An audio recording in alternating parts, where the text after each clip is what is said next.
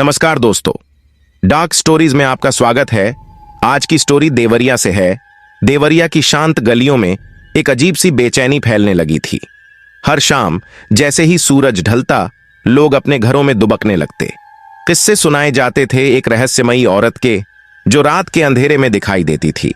उसकी आंखों में ऐसा कुछ था जो देखने वाले को उसकी ओर खींचता था, लेकिन जो भी उसके पास गया वह वापस नहीं आया।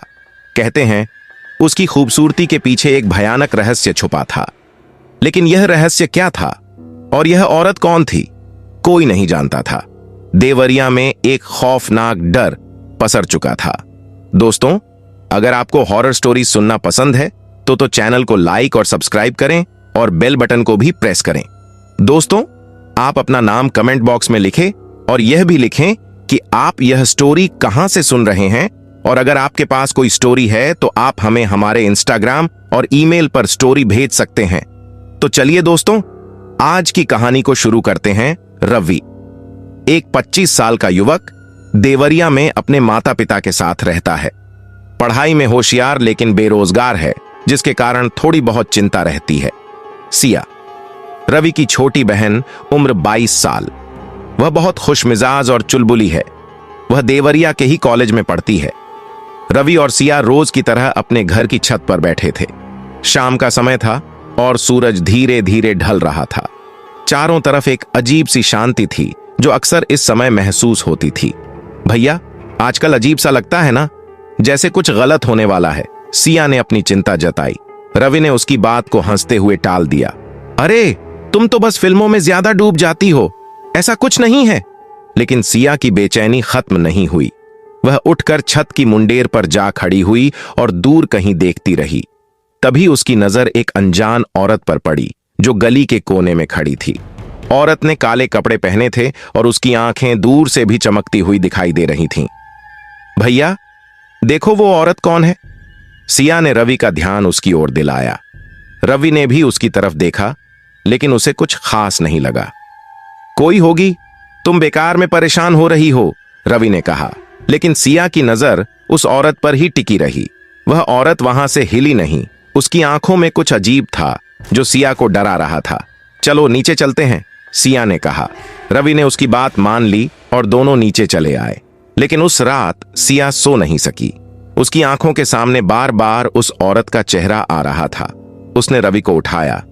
भैया, मुझे लगता है कुछ गलत हो रहा है। रवि ने उसे समझाने की कोशिश की। तुम्हें बस डर लग रहा है, सो जाओ, सब ठीक है। लेकिन सिया के दिल में वह डर बैठ चुका था। अगली सुबह वह उस औरत को फिर से देखने के लिए छत पर गई, लेकिन वह गायब थी। पर उस दिन के बाद देवरिया में अजीब घटनाएं होने लगीं। औरत की छाया लोग हर जगह देखने लगे। लोग डरने लगे थे। गांव में कुछ न कुछ अनहोनी होने की आशंका बढ़ने लगी थी। अगले कुछ दिनों तक सिया और रवि दोनों उस अनजान औरत के बारे में बातें करते रहे, लेकिन वे इसे एक मामूली घटना समझकर नजरअंदाज करने लगे। हालांकि सिया के मन में अब भी डर बैठा हुआ था। वह हर रोज उस गली को ध्यान से देखती थी जहां पहली बार उसने उस औरत को देखा था, लेकिन औरत फिर नहीं दिखी। एक शाम जब रवि अपने दोस्तों के साथ शहर से बाहर किसी काम के सिलसिले में गया था, सिया घर में अकेली थी। उसकी मां राधा और पिता मोहन दोनों मंदिर गए हुए थे। सिया टीवी देख रही थी, तभी बिजली चली गई। अचानक घर में अंधेरा छा गया। उसने मोमबत्ती जलाने की कोशिश की, लेकिन लाइटर काम नहीं कर रहा था। घबराहट में वह मोबाइल की टॉर्च जलाकर अपने कमरे में गई और वहां से मोमबत्ती और दियासलाई लाने लगी। लेकिन तभी उसे कुछ अजीब सा महसूस हुआ। उसे ऐसा लगा जैसे कोई उसके कमरे में खड़ा है। उसकी सांसें तेज हो गईं और उसने डरते हुए पीछे देखा। उसे लगा जैसे उसकी परछाई भी नहीं हिली थी। वह झट से बाहर की ओर भागी, लेकिन जैसे ही उसने दरवाजा खोला, वह स्तब्ध रह गई। दरवाजे के बाहर वही औरत खड़ी थी जिसे उसने उस दिन देखा था। सिया के होश उड़ गए। औरत की आंखें बिल्कुल काली थीं और उसके चेहरे पर एक खौफनाक मुस्कान थी। वह धीरे धीरे सिया की तरफ बढ़ने लगी। सिया के पैरों ने मानो साथ छोड़ दिया हो। वह चाहकर भी हिल नहीं पाई। औरत ने अपने हाथों को उसकी तरफ बढ़ाया और धीरे धीरे उसकी ओर बढ़ने लगी। अचानक सिया ने एक जोर की चीख मारी और बेहोश हो गई। जब उसने दोबारा आंखें खोलीं तो वह अपने बिस्तर पर थी। उसके माता पिता उसके पास बैठे हुए थे और रवि भी घबराया हुआ उसे देख रहा था। क्या हुआ सिया, तुम चिल्ला क्यों रही थीं? उसकी मां ने घबराते हुए पूछा। सिया ने कांपते हुए बताया, वो औरत, वो मेरे कमरे में आई थी, उसने मुझे छूने की कोशिश की। रवि ने उसे शांत करने की कोशिश की। सिया, तुमने बस सपना देखा होगा, कोई औरत नहीं आई थी, हम सब यहीं थे, किसी को आते जाते नहीं देखा। लेकिन सिया जानती थी कि यह सपना नहीं था, वह औरत असलियत में वहां थी। उसकी आंखों में वह डर अभी भी कायम था। रवि ने उसकी हालत देखकर डॉक्टर को बुलाया। डॉक्टर ने कहा कि सिया ने शायद किसी डरावने ख्याल की वजह से बेहोशी का अनुभव किया है और उसे आराम की सलाह दी। लेकिन इस घटना के बाद सिया का रवैया बदल गया। वह अब बहुत कम बोलने लगी थी और हर समय डर में रहती थी। उसकी हालत देखकर रवि भी परेशान हो गया। उसे समझ नहीं आ रहा था कि वह कैसे अपनी बहन की मदद करे। लेकिन एक चीज अब तय हो गई थी, उस रहस्यमयी औरत में कुछ तो था जो सामान्य नहीं था। सिया के साथ हुई घटना के बाद घर में अजीब अजीब घटनाएं होने लगीं। एक रात रवि को लगा कि उसके कमरे के बाहर कोई चल रहा है। उसने दरवाजा खोलकर देखा लेकिन कोई नहीं था। लेकिन जैसे ही वह वापस बिस्तर पर आया, उसे अपने कमरे के कोने में किसी के होने का आभास हुआ। उसने फिर से कमरे का हर कोना चेक किया, लेकिन वहां कुछ नहीं था। इसके बाद से रवि को कई बार ऐसा महसूस हुआ कि कोई उसके कमरे में मौजूद है। कभी कभी उसे रात के समय किसी के चलने की आवाजें सुनाई देती थीं। जब भी वह दरवाजा खोलकर देखता, कोई नहीं होता। धीरे धीरे उसे भी डर लगने लगा था। एक दिन रवि अपनी मां के साथ बाजार गया हुआ था। घर पर सिया अकेली थी। वह अपने कमरे में बैठी कुछ पढ़ रही थी। तभी अचानक उसे किसी के हंसने की आवाज सुनाई दी। आवाज पास के कमरे से आ रही थी। सिया ने सोचा कि शायद रवि घर आ चुका होगा और उसके साथ कोई दोस्त होगा। लेकिन जब उसने जाकर देखा तो वह कमरा खाली था। उसकी दिल की धड़कन तेज हो गई। वह घबराई और उसने तुरंत रवि को फोन किया। भैया, तुम कहां हो? घर पर कोई है? सिया ने घबराते हुए कहा। रवि ने जवाब दिया, मैं मां के साथ बाजार में हूं, लेकिन तुम परेशान मत हो, मैं बस थोड़ी देर में घर पहुंच रहा हूं। सिया ने किसी तरह से खुद को संभाला, लेकिन वह जानती थी कि जो उसने सुना वह एक भ्रम नहीं था। घर में कुछ ऐसा था जो उसे दिख नहीं रहा था, लेकिन उसकी मौजूदगी का एहसास हो रहा था। जैसे ही रवि घर आया, सिया ने उसे सब कुछ बताया। अब रवि भी समझ चुका था कि कुछ तो गड़बड़ है। रात को जब सब सो रहे थे, रवि को अचानक सिया की चीख सुनाई दी। वह तेजी से उसके कमरे में दौड़ा, लेकिन वहां पहुंचकर उसने देखा कि सिया बिस्तर पर बैठी हुई कांप रही थी। उसके चेहरे पर भयानक डर था। क्या हुआ सिया? रवि ने घबराते हुए पूछा। सिया ने कांपते हुए जवाब दिया, वो औरत फिर से आई थी। उसने मुझे घूरा और फिर गायब हो गई। रवि अब बहुत चिंतित हो गया। वह जानता था कि सिया कुछ ना कुछ असल में देख रही है। उसे लगा कि अब और देरी करना सही नहीं होगा। उसे किसी से इस बारे में बात करनी होगी, शायद कोई इसका हल निकाल सके। सिया की हालत दिन प्रतिदिन बिगड़ती जा रही थी। वह अब लगभग हर रात उस औरत को देखती थी। कभी वह उसे बिस्तर के पास खड़ी दिखाई देती, कभी दरवाजे के पास, और कभी तो वह सिया के बिल्कुल सामने आ जाती। सिया का स्वास्थ्य गिरता जा रहा था और वह कमजोर होती जा रही थी। रवि अब और चुप नहीं रह सकता था। उसने अपने माता पिता से बात की और तय किया कि वह गांव के सबसे बुजुर्ग और अनुभवी व्यक्ति से मिलकर इस समस्या का हल निकालने की कोशिश करेगा। गांव में एक पुराने बाबा थे जिन्हें लोग बहुत सम्मान देते थे।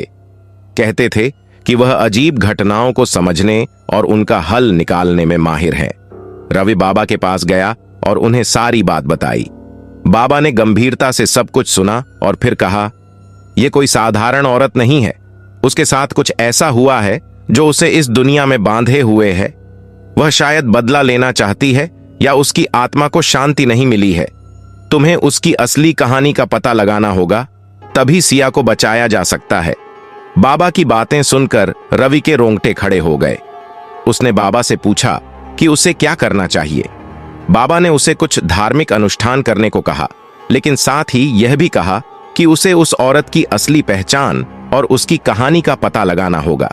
रवि अब यह ठान चुका था कि वह उस रहस्यमयी औरत की सच्चाई का पता लगाकर रहेगा, लेकिन यह आसान नहीं होने वाला था। उसे नहीं पता था कि कहां से शुरू करे, लेकिन एक चीज पक्की थी, वह किसी भी हाल में अपनी बहन को बचाएगा। बाबा से मिलने के बाद रवि के मन में और भी सवाल उठने लगे थे। उसे समझ नहीं आ रहा था कि कहां से शुरुआत करे। उस औरत की असलियत जानने के लिए उसे कोई ठोस सुराग चाहिए था, कुछ ऐसा जो उसे उस औरत के अतीत से जोड़ सके। एक रात जब रवि अपने कमरे में उस दिन की घटनाओं पर विचार कर रहा था, उसकी नजर अचानक एक पुरानी अलमारी पर पड़ी। यह अलमारी उनके दादा दादी के समय की थी, जिसमें वे पुराने कागजात और अन्य दस्तावेज रखा करते थे। रवि को अचानक लगा कि शायद इसी अलमारी में उसे कुछ सुराग मिल सकता है। अगली सुबह रवि ने वह अलमारी खोलने का फैसला किया। अलमारी में धूल से भरे पुराने कागजात, कुछ पुरानी तस्वीरें और कुछ दस्तावेज थे। वह एक एक करके सभी चीजें देखने लगा। उसे पहले कुछ खास नहीं मिला, लेकिन जब उसने एक पुरानी डायरी निकाली तो उसकी उत्सुकता बढ़ गई। यह डायरी उसके दादाजी की थी, जो उन्होंने बहुत पहले लिखी थी। डायरी के पन्ने पलटते पलटते रवि की नजर एक पन्ने पर ठहर गई। उस पन्ने पर एक गांव का जिक्र था, जिसका नाम था मायापुरवा। वहां के लोगों के साथ हुए एक भयानक हादसे का जिक्र था, जिसमें एक महिला का नाम भी लिखा हुआ था। माया रवि की धड़कनें तेज हो गईं।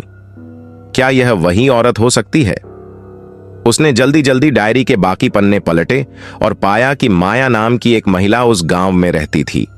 वह बेहद सुंदर थी, लेकिन उसके साथ गांव वालों ने बहुत बुरा बर्ताव किया था। उसे जिंदा जलाने की कोशिश की गई थी, लेकिन मरने से पहले उसने शाप दिया था कि वह वापस आएगी और अपना बदला लेगी। रवि को समझ में आने लगा था कि माया और वह रहस्यमयी औरत एक ही हो सकती है, लेकिन यह सब 50-60 साल पहले की बात थी। अब वह यह जानना चाहता था कि माया की आत्मा कैसे आज भी इतनी शक्तिशाली हो सकती है कि वह लोगों को नुकसान पहुंचा रही है। डायरी में एक और जिक्र था, एक पुराने मंदिर का, जो मायापुरवा के पास ही स्थित था। यह मंदिर किसी प्राचीन देवी को समर्पित था और कहते थे कि वहां अद्भुत शक्तियां थीं। रवि को लगा कि शायद यह मंदिर ही वह जगह हो सकती है जहां उसे माया की असली कहानी का पता चल सके। रवि ने बिना देर किए उस मंदिर जाने का फैसला किया। वह जानता था कि यह सफर आसान नहीं होगा, लेकिन सिया की हालत देखकर वह और समय बर्बाद नहीं करना चाहता था। उसने बाबा से सलाह ली और अगले दिन सुबह सुबह उस गांव की ओर निकल पड़ा। रवि जैसे ही मायापुरवा पहुंचा, उसे गांव की स्थिति देखकर हैरानी हुई। पूरा गांव लगभग वीरान था। वहां कुछ ही लोग बचे थे और जो भी वहां रहते थे, उनके चेहरे पर एक अजीब सा भय छाया हुआ था। गांव में घुसते ही रवि को एक बूढ़ा आदमी मिला, जो गांव के बाहरी इलाके में बैठा था। रवि ने उससे मंदिर का रास्ता पूछा। बूढ़े ने उसे ध्यान से देखा और कहा, तुम क्यों वहां जाना चाहते हो? वहां सिर्फ मौत का साया है, कोई भी उस मंदिर के पास नहीं जाता। रवि ने उसे बताया कि वह माया की सच्चाई जानने आया है। बूढ़ा आदमी हंसा, लेकिन उसकी हंसी में दर्द और डर दोनों थे।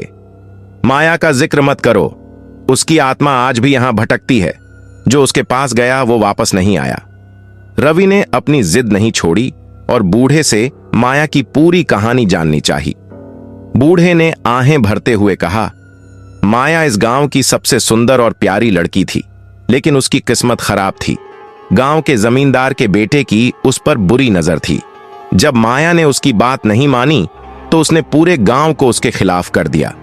माया को डायन कहकर जिंदा जलाने की कोशिश की गई, लेकिन मरते मरते माया ने शाप दिया कि वह वापस आएगी और सबको बर्बाद कर देगी। रवि को यह सुनकर झटका लगा।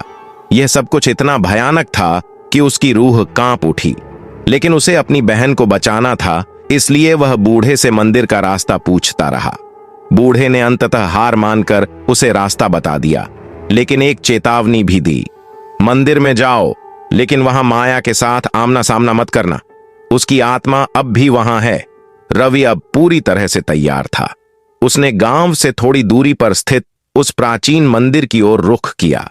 रास्ता मुश्किल और डरावना था। जंगलों के बीच से होकर जाने वाले इस रास्ते पर हर कदम के साथ रवि को अजीब सी आवाजें सुनाई दे रही थीं, जैसे कोई उसके पीछे पीछे चल रहा हो। लेकिन उसने हिम्मत नहीं हारी और आगे बढ़ता रहा। अंततः वह मंदिर के सामने पहुंचा। मंदिर बिल्कुल सुनसान था। चारों ओर सिर्फ पेड़ों की सरसराहट और हवा की आवाजें थीं। मंदिर के अंदर अंधेरा था और एक अजीब सी ठंडक महसूस हो रही थी। रवि ने मंदिर में कदम रखा और देखा कि वहां कुछ पुराने शिलालेख थे। उसने उन शिलालेखों को ध्यान से पढ़ना शुरू किया। शिलालेखों में एक कहानी लिखी थी, माया की आत्मा को शांत करने का तरीका। यह तरीका किसी प्राचीन अनुष्ठान से जुड़ा हुआ था, जिसमें उस देवी की पूजा करनी होती थी जिसकी शक्ति से माया की आत्मा को नियंत्रित किया जा सकता था। लेकिन यह अनुष्ठान बहुत ही खतरनाक था और इसे करने में जान का जोखिम था। रवि ने तय किया कि वह यह अनुष्ठान करेगा। उसके पास और कोई रास्ता नहीं था। उसने शिलालेखों में लिखे सारे निर्देश ध्यान से पढ़े और उस अनुष्ठान को करने के लिए तैयार हो गया। अब उसे बस सही समय का इंतजार था जब वह इस अनुष्ठान को अंजाम दे सके। रवि जब वापस घर पहुंचा तो उसने देखा कि सिया की हालत और भी बिगड़ चुकी थी। वह बिस्तर पर पड़ी थी और उसकी आंखों में डर साफ झलक रहा था। सिया ने रवि को देखकर कहा, भैया, वह औरत मुझे छोड़ने वाली नहीं है। उसने मुझसे कहा है कि वह मुझे अपने साथ ले जाएगी। रवि ने उसे सांत्वना दी और कहा, मैंने एक तरीका ढूंढ लिया है, बस मुझे थोड़ा समय दो, सब कुछ ठीक हो जाएगा। रवि ने सिया की देखभाल की और फिर बाबा से जाकर उस अनुष्ठान के बारे में बताया। बाबा ने उसे सारी तैयारी करने के लिए कहा और यह भी बताया कि उसे अनुष्ठान करने के लिए किस समय मंदिर जाना चाहिए। उन्होंने रवि को एक ताबीज भी दिया जो उसकी रक्षा कर सकता था। रवि ने सारी तैयारी कर ली, लेकिन एक रात कुछ ऐसा हुआ जिसकी उसने कभी कल्पना नहीं की थी। रात के समय जब सब सो रहे थे, अचानक सिया गायब हो गई। रवि जब सिया के कमरे में गया तो उसने देखा कि बिस्तर खाली था। उसे लगा कि सिया कहीं गई होगी, लेकिन जब उसने घर के हर कोने में उसे ढूंढा और वह नहीं मिली तो उसकी चिंताएं बढ़ गईं। उसने तुरंत अपने माता पिता को जगाया और उन्हें बताया कि सिया गायब है। पूरे घर में हलचल मच गई। उन्होंने गांव के लोगों की मदद से सिया को ढूंढना शुरू किया, लेकिन कोई भी उसे ढूंढ नहीं पाया। रवि का दिल डूबने लगा। उसे यकीन हो गया कि माया ने सिया को अपने वश में कर लिया है। अब रवि के पास और कोई रास्ता नहीं बचा था। उसने अपने माता पिता से कहा, मैं सिया को ढूंढने जा रहा हूं, मुझे पता है कि वह कहां हो सकती है। रवि ने अपनी मां को सांत्वना दी और बाबा से मिलकर तुरंत मंदिर की ओर निकल पड़ा। उसने बाबा से वादा किया कि वह सिया को वापस लेकर आएगा, चाहे उसे अपनी जान ही क्यों ना देनी पड़े। रवि ने जैसे ही मंदिर में प्रवेश किया, उसे वहां की हवा में एक अजीब सी घुटन महसूस हुई। मंदिर के अंदर का माहौल बेहद डरावना था। हर कदम पर उसे ऐसा महसूस हो रहा था जैसे कोई उसकी हर हरकत पर नजर रख रहा हो। लेकिन उसने हिम्मत नहीं हारी। उसने माया को रोकने और अपनी बहन को बचाने का ठान लिया था। मंदिर के अंदर गहरा अंधेरा था और दीवारों पर कई पुराने चित्र बने हुए थे, जिनमें कुछ अजीबोगरीब आकृतियां दिखाई दे रही थीं। रवि ने अपने चारों ओर देखा, लेकिन वहां उसे सिया नहीं दिखी। उसने गहरी सांस ली और उस अनुष्ठान की तैयारी करने लगा जिसका जिक्र शिलालेखों में किया गया था। अनुष्ठान शुरू करने से पहले रवि ने मंदिर के बीचों बीच एक गोल घेरा बनाया और उसमें दिए जलाए। उसने शिलालेख में दिए गए मंत्रों का जाप करना शुरू किया। जैसे ही वह मंत्र बोलने लगा, अचानक मंदिर के अंदर तेज हवाएं चलने लगीं, दिए की लौ लहराने लगी और दीवारों पर बने चित्र जैसे जिंदा हो उठे। रवि का दिल तेजी से धड़कने लगा, लेकिन उसने मंत्रों का जाप जारी रखा। अचानक एक भारी आवाज गूंजने लगी, जैसे कोई शक्तिशाली आत्मा उसकी ओर बढ़ रही हो। रवि ने देखा कि मंदिर के कोने में एक धुंधली परछाई उभरने लगी थी। यह वही औरत थी, माया। माया की आंखें अब और भी डरावनी लग रही थीं। उसके चेहरे पर गुस्से और दुख का अजीब सा मिलाजुला भाव था। वह धीरे धीरे रवि की ओर बढ़ने लगी। उसकी आंखों में गुस्से की आग थी, लेकिन रवि ने अपनी जगह नहीं छोड़ी। उसने मंत्र पढ़ना जारी रखा और ताबीज को अपने हाथ में कसकर पकड़े रखा। माया अचानक चीख पड़ी, जिससे पूरा मंदिर हिल गया। उसने रवि की ओर बढ़ते हुए कहा, तुम्हें लगता है कि तुम मुझे रोक सकते हो? मेरी आत्मा को कोई भी शांत नहीं कर सकता। मैं इस दुनिया में बदले की आग में जल रही हूं और उसे पूरा करके ही मैं चैन पाऊंगी। रवि ने बहादुरी से जवाब दिया, तुम्हें जो हुआ वह बहुत गलत था, लेकिन मेरी बहन का इसमें कोई दोष नहीं है, उसे छोड़ दो। माया कुछ पल के लिए रुकी। उसकी आंखों में अब गुस्से की जगह दर्द दिखाई दे रहा था। उसने कहा, मेरी आत्मा को शांति चाहिए, लेकिन मुझे उसका रास्ता नहीं मिल रहा। मैं उन सबको सजा देना चाहती हूं जिन्होंने मेरे साथ अन्याय किया, लेकिन अगर तुम मुझे वो रास्ता दिखा सको तो मैं तुम्हारी बहन को छोड़ दूंगी। रवि को अब समझ आ गया था कि माया की आत्मा भी अपने कष्टों से मुक्ति चाहती है। उसने शिलालेख में पढ़े गए अनुष्ठान को पूरा करने का फैसला किया, जिससे माया की आत्मा को मुक्ति मिल सके। उसने ध्यान से अनुष्ठान के अगले चरण की तैयारी की और माया से कहा, मैं तुम्हें शांति दिलाने की कोशिश करूंगा, बस मेरी बहन को नुकसान मत पहुंचाओ। माया ने सहमति में सिर हिलाया, लेकिन उसकी उपस्थिति अब भी भारी और डरावनी थी। रवि ने अनुष्ठान की प्रक्रिया को जारी रखा। जैसे जैसे उसने मंत्रों का जाप करना शुरू किया, माया की आकृति धुंधली होने लगी। उसकी चीखें अब भी मंदिर में गूंज रही थीं, लेकिन उसकी आवाज में अब पहले जैसी कठोरता नहीं थी। रवि ने मंत्रों का जाप करते हुए माया की आत्मा को शांति के मार्ग पर ले जाने की कोशिश की। उसने ताबीज को मंदिर के बीचों बीच रखा और देवी का आह्वान किया। जैसे ही उसने आखिरी मंत्र पूरा किया, मंदिर के अंदर की हवाएं शांत हो गईं और एक अद्भुत शांति फैल गई। माया की आकृति अब बहुत धुंधली हो चुकी थी और उसकी आंखों में अब गुस्से की जगह सुकून का भाव था। उसने रवि की ओर देखा और धीरे से कहा, तुमने मुझे शांति दी है, मैं तुम्हारी बहन को छोड़ दूंगी। जैसे ही माया ने यह कहा, उसकी आत्मा ने मंदिर को छोड़ दिया और उसके साथ ही मंदिर का वातावरण भी हल्का हो गया। रवि ने महसूस किया कि माया की आत्मा अब मुक्त हो चुकी थी। उसने राहत की सांस ली और जल्दी से सिया को ढूंढने के लिए मंदिर से बाहर भागा। मंदिर के बाहर रवि ने देखा कि सिया मंदिर के प्रवेश द्वार के पास बेहोश पड़ी हुई थी। उसने तुरंत उसे उठाया और पानी पिलाया। कुछ देर बाद सिया ने अपनी आंखें खोलीं। वह अब भी डरी हुई थी, लेकिन उसके चेहरे पर अब कोई खौफ नहीं था। उसने रवि को देखा और आहिस्ता से मुस्कुराई। रवि ने उसे गले लगा लिया और उसे वहां से दूर ले जाने का फैसला किया। उसने बाबा के पास जाकर उन्हें सारी बात बताई। बाबा ने कहा, तुमने बहुत बड़ा काम किया है। माया की आत्मा को शांति मिल गई है और अब वह किसी को परेशान नहीं करेगी। रवि और सिया घर लौट आए। उनके माता पिता ने उन्हें देखकर राहत की सांस ली। अब घर में वह अजीब घटनाएं नहीं हो रही थीं और सिया की हालत भी धीरे धीरे बेहतर हो रही थी। माया की आत्मा को मुक्ति मिलने के बाद सब कुछ धीरे धीरे सामान्य हो गया। सिया अब पहले की तरह खुश रहने लगी थी और उसका स्वास्थ्य भी सुधर रहा था। रवि ने भी अब सुकून महसूस किया। उसने अपनी बहन को बचाने के लिए जो संघर्ष किया, वह आखिरकार सफल रहा था। कुछ दिनों बाद रवि ने बाबा से आखिरी बार मिलने का फैसला किया।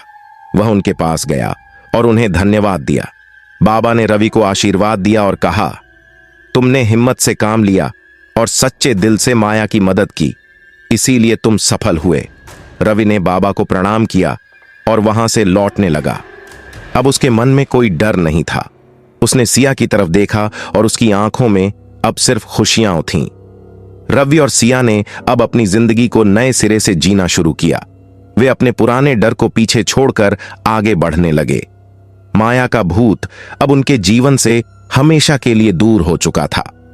दोनों भाई बहन ने यह सीख लिया था कि किसी भी मुसीबत का सामना हिम्मत और धैर्य से किया जा सकता है।